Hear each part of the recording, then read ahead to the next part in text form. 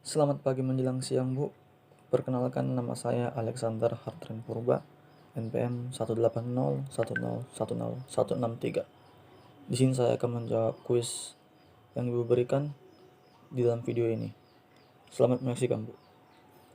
Yang pertama, jelaskan alasan yang mendasar diterapkannya pembelajaran tematik untuk kelas 1 sampai 3 SD.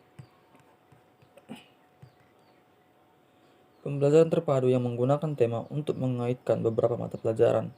Jadi batasan waktu dan cakupan materi kegiatan siswa di sekolah dasar didasarkan pada tema yang dikembangkan oleh guru. Latar belakang pemilihan pembelajaran tematik untuk kelas 1 sampai kelas 3. Penerapan pembelajaran tematik kelas 1 sampai kelas 3 mengacu pada Peraturan Menteri Pendidikan tahun 2006 tentang standar isi untuk satuan pendidikan dasar dan menengah. Lampiran Peraturan Menteri Bab 2 Bagian B tentang struktur kurikulum pendidikan. Butir C dinyatakan bahwa pembelajaran kelas 1 sampai kelas 3 SD dilaksanakan melalui pendekatan tematik. Dua alasan mendasar diterapkan pembelajaran tematik, yaitu kelas 1 sampai kelas 3, yaitu 1. Perkembangan psikologis anak. Anak yang duduk di kelas awal SD adalah anak yang berada pada rentang usia dini. Masa usia dini merupakan masa perkembangan sangat penting dan sering disebut dengan the golden years bagi kehidupan seorang. Pada usia ini, anak belajar dari hal-hal yang konkret, yakni apa yang dilihat, didengar, dibawi, dan dirasa. Yang kedua, pembelajaran bermakna. Proses belajar tidak sekedar menghafal konsep-konsep atau fakta belaka, tetapi bagaikan menghubungkan konsep-konsep itu untuk menghasilkan pemahaman yang lebih utuh. Hal ini sejalan dengan falsafah konstruktivisme yang menyatakan bahwa manusia mengkonstruksi pengetahuannya melalui interaksi dengan objek, fenomena, pengalaman, dan lingkungannya. Yang kedua, pembelajaran tematik adalah pembelajaran yang bermakna. Jelaskan maksud dari kata-kata tersebut dan berikan contohnya. Belajar bermakna atau meaningful learning merupakan salah satu proses dikaitkannya informasi baru pada konsep-konsep relevan yang terdapat dalam struktur kognitif seseorang.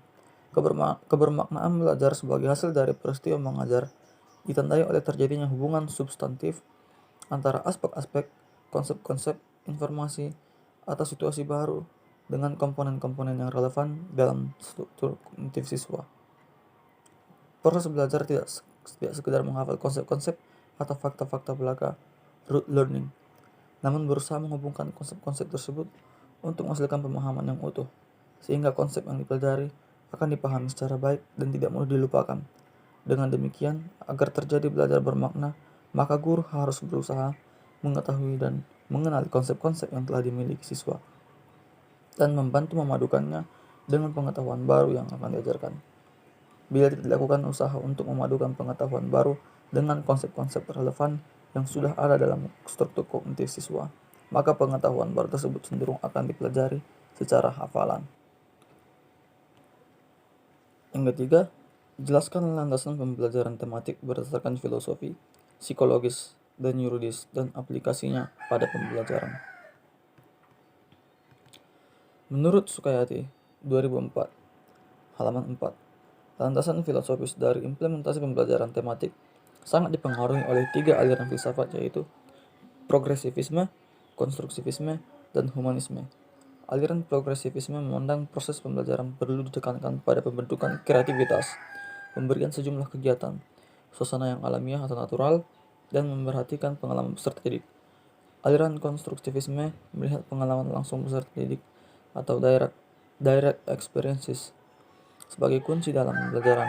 Menurut aliran ini, pengetahuan adalah hasil konstruksi atau bentukan manusia.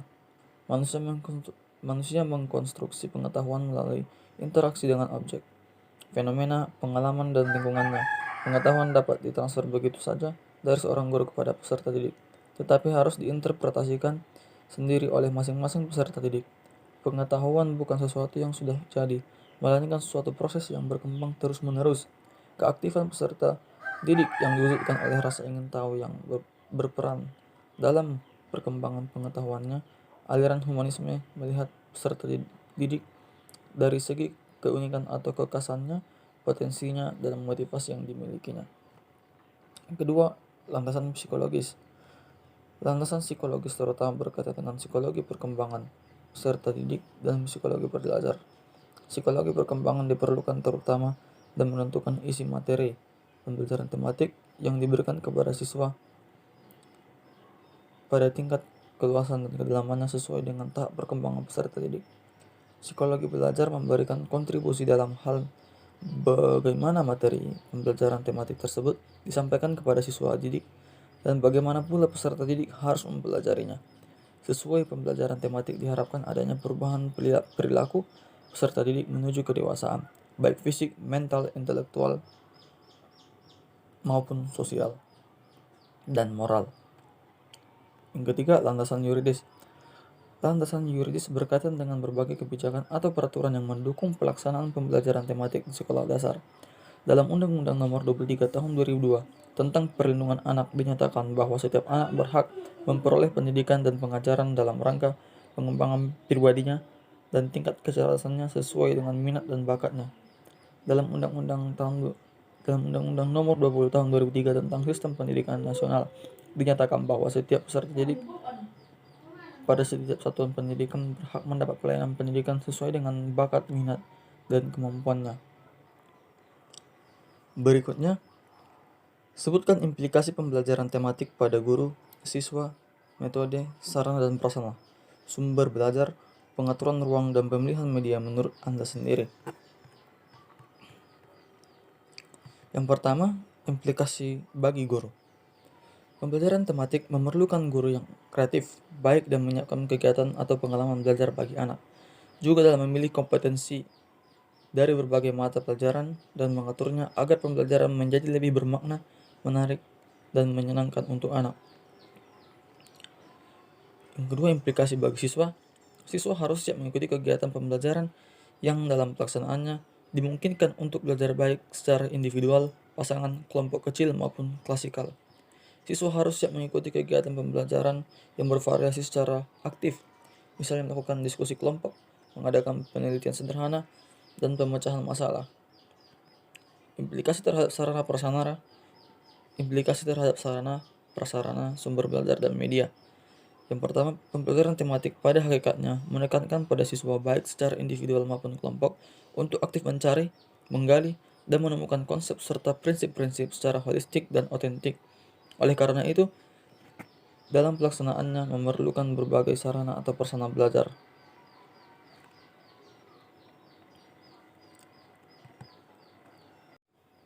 Berikutnya, implikasi terhadap pengaturan ruangan. Dalam pelaksanaan kegiatan tematik, perlu melakukan pengaturan ruang agar suasana belajar menyenangkan.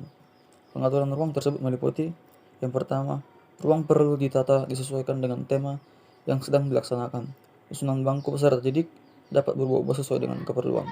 Pembelajaran yang sedang berlangsung, kegiatan didik tidak perlu duduk di kursi tetapi dapat duduk di tikar atau karpet. Kegiatan hendaknya bervariasi dan dapat dilaksanakan baik di dalam kelas maupun luar kelas. Dinding kelas dapat dimanfaatkan untuk memajang hasil karya peserta didik dan dimanfaatkan sebagai sumber belajar. Kemudian alat, sarana, dan sumber belajar hendaknya dikelola sehingga memudahkan peserta didik untuk menggunakan dan menyimpannya kembali. Dan kemudian, implikasi terhadap pemilihan metode.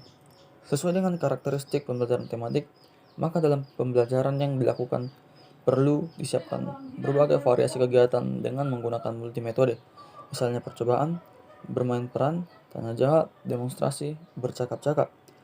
Demikian implikasi pembelajaran tematik berdasarkan yang saya pahami. Terima kasih. Berikutnya, jelaskan proses pelaksanaan pembelajaran tematik yang Anda ketahui. Pembelajaran tematik diawali dengan pembuatan tema selama 1 tahun. Kemudian dengan tema-tema yang telah dibuat tersebut, guru menganalisis sebuah standar kompetensi lulusan yang diturunkan ke dalam kompetensi inti. Dan selanjutnya mengalir kompetensi dasar dan membuat indikator dari masing-masing mata pelajaran. Berikut dari pemetaan hubungan tersebut dilanjutkan dengan pembuatan jaringan kompetensi dasar dan indikator dari setiap tema yang telah dibuat. Pembelajaran tematik terpadu melalui beberapa tahapan, yaitu pertama, guru mengacu pada tema sebagai pemersatu berbagai mata pelajaran untuk 1 tahun. Guru melakukan analisis terhadap standar kompetensi lulusan, kompetensi inti, kompetensi dasar, dan membuat indikator dengan tetap memperhatikan muatan materi dari standar isi. Yang ketiga, membuat hubungan antar kompetensi dasar, indikator dengan tema. Yang keempat, membuat jaringan kompetensi dasar dan indikator. Yang kelima, menyusun silabus tematik. Yang keenam, membuat rencana pelaksanaan pembelajaran tematik dengan mengkondisikan pembelajaran yang menggunakan pendekatan saintifik. Untuk lebih jelas akan dibahas di bawah ini. Yang pertama, pendekatan pembelajaran tematik terpadu. Kurikulum 2013 menekankan penerapan pendekatan saintifik meliputi mengamati, menanya, mencoba, mengolah, menyajikan, menyimpulkan, dan mencipta untuk semua kegiatan pelajaran. Surdawan tahun 2013. Komponen-komponen penting dalam mengajar pendekatan saintifik menurut Kolum tahun 2009. Yang pertama, menyajikan pembelajaran yang dapat meningkatkan rasa keingintahuan, foster a sense of wonder. Yang kedua, meningkatkan keterampilan mengamati, encourage observation. Yang ketiga, lakukan analisis, push of analysis. Dan kemudian berkomunikasi, require communication. Aspek-aspek pada pendekatan saintifik terintegrasi pada pendekatan quantum, keterampilan proses, dan metode ilmiah. Keterampilan proses sains merupakan seperangkat keterampilan yang digunakan para ilmuwan dalam melakukan penyelidikan ilmiah.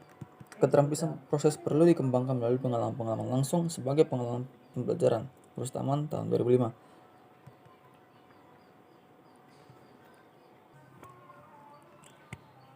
Baiklah, berikutnya, buatlah desain pembelajaran tematik di SD dengan menggunakan satu tema, kelas bebas, yang Anda ketahui saat ini.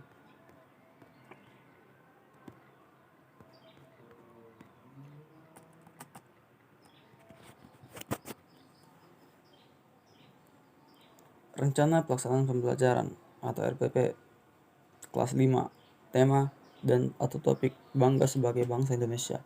Minggu pertama semester 2. Yang pertama, kompetensi inti, menerima dan menjalankan ajaran agama yang dianutnya, memiliki perilaku jujur, disiplin, tanggung jawab, santun, peduli, dan percaya diri dalam berinteraksi dengan keluarga, teman, dan guru. Memahami pengetahuan faktual dengan cara mengamati, mendengar, melihat, membaca, dan menanya berdasarkan rasa ingin tahu tentang dirinya, makhluk ciptaan Tuhan dan kegiatannya, dan benda-benda yang dijumpainya di rumah sekolah. Kompetensi dasar yang pertama, menghargai kebinekaan tunggal ika produk budaya, menunjukkan perilaku cinta tanah air Indonesia dan bangga terhadap produk Indonesia, mengetahui keanekaragaman sosial, budaya, dan ekonomi dalam bingkai Bhinneka Tunggal Ika melalui pengamatan. Kemudian, meneladani tokoh atau pahlawan yang berperan dalam berjuang menentang penjajah hingga kemerdekaan Republik Indonesia. Indikator, menunjukkan ciri-ciri perilaku menghargai produk Indonesia yang beraneka ragam, menunjukkan ciri-ciri rasa cinta tanah air, menunjukkan ciri-ciri kepahlawanan dalam perbuatan sederhana sehari-hari, menjelaskan perilaku cinta tanah air, mengaplikasikan perilaku cinta tanah air, mengenal barang-barang produksi Indonesia, membuat peta daerah sentra produksi yang ada di Indonesia, menjalankan tentang keanekaragaman masyarakat yang ada di Indonesia. Tujuan, yang pertama, menerima dan menjalankan ajaran agama yang dianutnya, menunjukkan perilaku jujur, disiplin, tanggung jawab, santun, peduli, dan percaya diri dalam berinteraksi dengan keluarga, teman, dan guru. Memahami pengetahuan faktual dengan cara mengamati, mendengar, melihat, membaca, menanya berdasarkan rasa ingin tahu.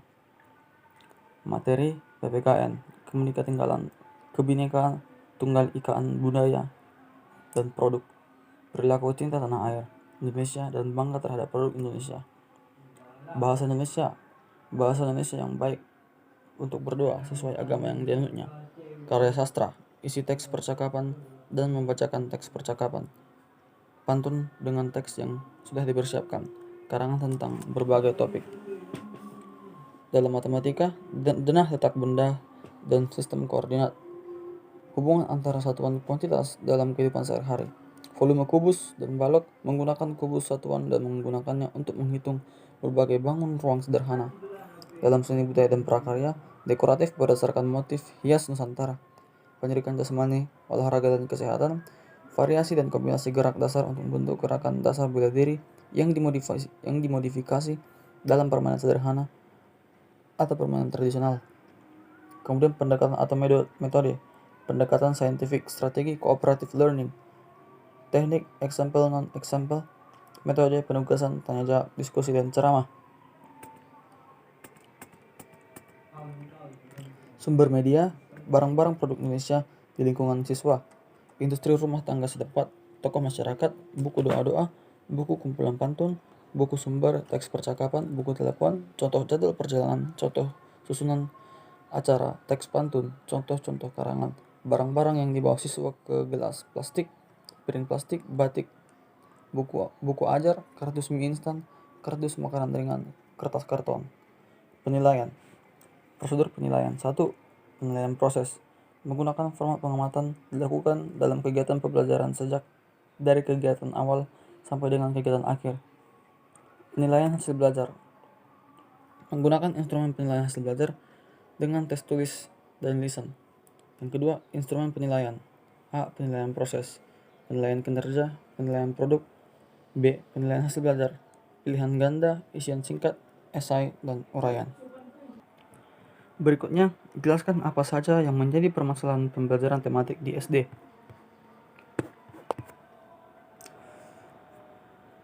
Permasalahan pelaksanaan pembelajaran tematik antara lain, yang pertama, keterbatasan pengetahuan dan kemampuan guru dalam mengajarkan lagu anak-anak sesuai tema. Bahan ajar yang tersedia masih menggunakan pendekatan mata pelajaran sehingga menyulitkan guru memadukan materi sesuai tema. Yang ketiga, bahan ajar tematik masih bersifat nasional sehingga beberapa materi kurang sesuai dengan kondisi lingkungan belajar siswa. Yang keempat, model team teaching sesuai untuk kondisi sekolah yang menerapkan sistem guru bidang studi. Namun model ini memerlukan koordinasi dan komitmen yang tinggi pada masing-masing guru. Yang kelima, sekolah yang kekurangan jumlah guru menerapkan model pembelajaran kelas rangkap sehingga kesulitan menerapkan pembelajaran tematik di kelas awal. Yang keenam, guru kelas dapat menggunakan model web-based, yakni pembelajaran yang menggunakan suatu tema sebagai dasar pembelajaran dalam berbagai disiplin mata pelajaran. Yang ketujuh, lingkungan sekolah di wilayah kabupaten masih standar dan sarana teknologi sangat kurang karena sarana pendukungnya yang tidak memenuhi syarat. Guru membuat rangkuman atau kesimpulan bersama-sama dengan siswa dilakukan setiap hari di akhir pelajaran dan di akhir tema. Kemudian jadwal yang menggunakan mata pelajaran menyulitkan guru dalam memadukan berbagai mata pelajaran secara luas. Kemudian penggunaan jadwal tema lebih luas dalam penyampaian pembelajaran tematik, namun memerlukan perencanaan yang matang dalam hal baut penyajian antar mata pelajaran. Kemudian jelaskan pengertian dan landasan pembelajaran tematik di SD. Pembelajaran tematik adalah pembelajaran terpadu yang menggunakan tema untuk mengaitkan beberapa mata pelajaran sehingga dapat memberikan pengalaman yang bermakna kepada siswa. Tema adalah pokok pikiran atau gagasan pokok yang menjadi pokok pembicaraan. Purwadarminta tahun 1938. Landasan pembelajaran tematik. Yang pertama adalah landasan filosofis. Pembelajaran tematik sangat dipengaruhi oleh 3 aliran filsafat, yaitu progresivisme, konstruktivisme, dan humanisme. Progresivisme, proses pembelajaran perlu ditekankan pada pembentukan kreativitas, pemberian sejumlah kegiatan suasana yang alamiah. Konstruktivisme, anak mengkonstruksi pengetahuannya melalui interaksi dengan objek, fenomena, pengalaman, dan lingkungan. Humanisme melihat siswa dari segi keunikan atau kekhasannya, potensi dan motivasi yang dimilikinya. Kemudian selanjutnya, jelaskan konsep pembelajaran tematik. Konsep pembelajaran tematik adalah pembelajaran terpadu yang menggunakan tema untuk mengaitkan beberapa mata pelajaran sehingga dapat memberikan pengalaman bermakna kepada murid. Tema adalah pokok pikiran atau gagasan pokok yang menjadi pokok pembicaraan. Pembelajaran tematik merupakan salah satu model pembelajaran terpadu atau integrated instruction yang merupakan salah satu sistem pembelajaran yang memungkinkan siswa, baik secara individu maupun kelompok, aktif menggali dan menemukan konsep serta prinsip-prinsip keilmuan secara holistik, bermakna, dan otentik. Yang pertama, perkembangan pengetahuan. Perkembangan pengetahuan tumbuh sangat pesat dalam berbagai bidang. Kemajuan tersebut tidak serta-merta dapat diadopsi dalam kurikulum. Akibatnya, apa yang sedang dipelajari siswa kerap basi dan usang karena telah tertinggal jauh oleh perkembangan yang terjadi. Yang kedua, fragmentasi jadwal pembelajaran. Fragmented schedule. Merancang dan melaksanakan pembelajaran di sekolah dibentengi oleh satu waktu yang disebut menit. Karena waktu yang sudah habis, kegiatan yang sudah berlangsung terpaksa harus diputus dan segera dipindah pada pelajaran yang baru. Para siswa belajar dengan terpenggal-penggal dan terputus-putus tanpa memiliki ketuntasan dan keutuhan. Kemudian, relevansi kurikulum. Kegiatan pembelajaran yang dialami anak menjadi membosankan dan tidak berguna ketika mereka tidak mengerti untuk apa mempelajari matematika, IPA, IPS, dan sebagainya. Kemudian, respon masyarakat terhadap fragmentasi pembelajaran. Ketika seorang calon dokter didik menjadi dokter, ia tidak hanya diajar tentang hal-hal yang bersifat fisik, biologis, dan media.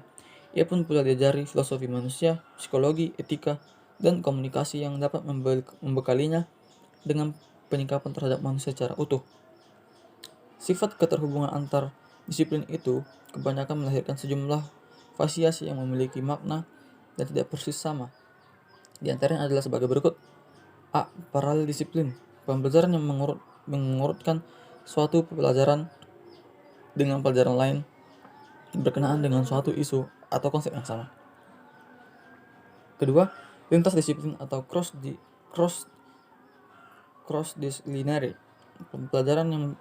Pembelajaran yang memandang suatu bidang studi dari perspektif bidang studi lain. Kemudian ada pluridisiplin. Pembelajaran yang menghubungkan antara bidang studi yang berbeda dengan menggunakan tema.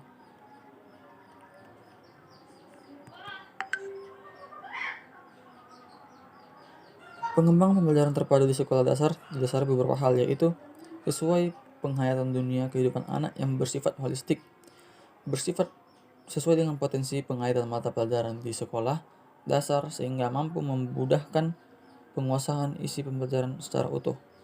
Ketiga, idealisasi pelaksanaan kurikulum yang selayaknya dikembangkan secara integratif